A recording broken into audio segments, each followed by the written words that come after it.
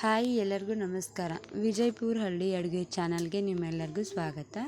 ನೋಡಿರಿ, ನಾಗರ ಪಂಚಮಿ ಬಂದೈತಲ್ಲ, ಹಾಗಾಗಿ ನಾಗಪ್ಪನಿಗೆ ಹಾಲು ಎರೆಯೋದಕ್ಕೆ ನಮ್ಮ ಉತ್ತರ ಕರ್ನಾಟಕದ ಕಡೆ, ಅದ್ರಾಗೂ ನಮ್ಮ ವಿಜಯಪುರ ಕಡೆ ನಾವು ಹಳ್ಳಿ ಮನೆ ಒಳಗೆ ನಾಗಪ್ಪನ ನೈವೇದ್ಯಕ್ಕೆ ನಾವು ಹೆಂಗೆ ಸಜ್ಜಿ ಉಂಡೆ ಮಾಡ್ತೇವೆ ಅನ್ನೋದು ಈ ವಿಡಿಯೋ ಒಳಗೆ ನಾನು ಅದನ್ನೆಲ್ಲ ಹೇಳಕ್ಕೆ ಬಂದೀನಿ. ನೋಡಿರಿ, ಎಷ್ಟೇ ನಾವು ಮುಂದುವರೆದ್ರೂ ನಮ್ಮ ಸಂಸ್ಕೃತಿನ ನಾವು ಮರಿಬಾರ್ದಲ್ಲ. ಹಾಗಾಗಿ ನಾವು ಇವತ್ತು ನಾಗಪ್ಪನ ಎಡೆಗೋಸ್ಕರ ಸಜ್ಜಿ ಉಂಡೆ ಮಾಡಾಕತ್ತೇವಿ. ಅಷ್ಟು ಸಜ್ಜಿ ತೊಗೊಂಡಿನಿ. ನೋಡಿರಿ, ಒಳ್ಳೊಳಗೆ ಹಾಕಿ ಒಣಗಿ ತೊಗೊಂಡು ಕುಟ್ಲಾಕತ್ತೀವಿ ನಾವು ಇವಾಗ.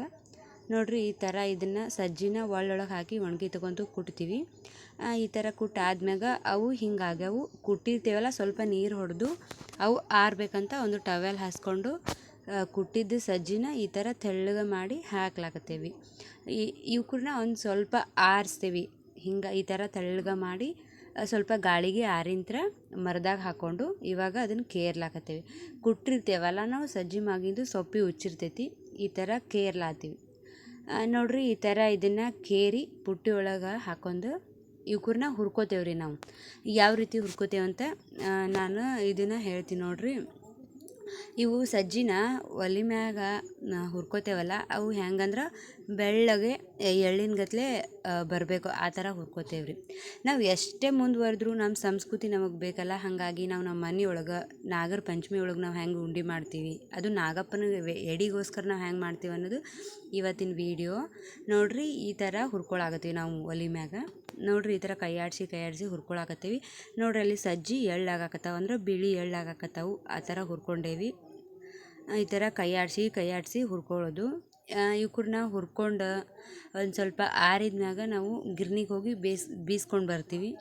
ನೋಡಿರಿ, ಈ ಥರ ಇವು ಹುರ್ಕೊಂಡಿವಿ. ಈಗ ತಕ್ಕೊಳಾಕತ್ತೀವಿ. ನೋಡಿರಿ, ಎಳ್ಳಾಗಿದ್ದು ನಿಮ್ಗೆ ಕಾಣಿಸಾಕತ್ತೈತಲ್ಲ, ಈ ಥರ ಸಜ್ಜಿನ ಹುರ್ಕೊಂಡು ಇದನ್ನು ಬೀಸ್ಕೊಂಬರ್ತೀವಿ.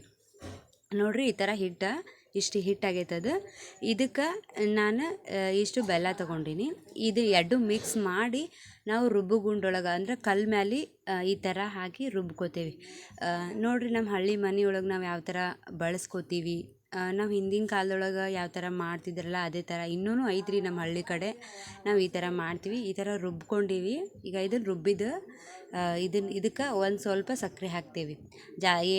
ಇದು ಸೋಪತ್ತೆಲ್ಲ ಹಾಕ್ಬೋದು, ಆದರೆ ನಾವು ಕೊಬ್ಬರಿ ಅದು ಏನೋ ಹಾಕಿಲ್ಲ.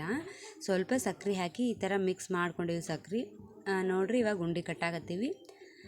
ಈ ಥರ ಉಂಡೆ ಕಟ್ಟಿ ಇಟ್ಕೋತೀವಿ. ನೋಡಿರಿ, ನಮ್ಮ ವಿಡಿಯೋ ಇಷ್ಟ ಆಗಿತ್ತಂದ್ರೆ ನನ್ನ ವೀಡಿಯೋಕ್ಕೆ ಲೈಕ್ ಮಾಡಿರಿ, ನಿಮ್ಮ ಫ್ಯಾಮಿಲಿ ಫ್ರೆಂಡ್ಸ್ಗೆ ಶೇರ್ ಮಾಡಿರಿ, ನನ್ನ ಚಾನಲ್ ಸಬ್ಸ್ಕ್ರೈಬ್ ಮಾಡ್ಕೊರಿ.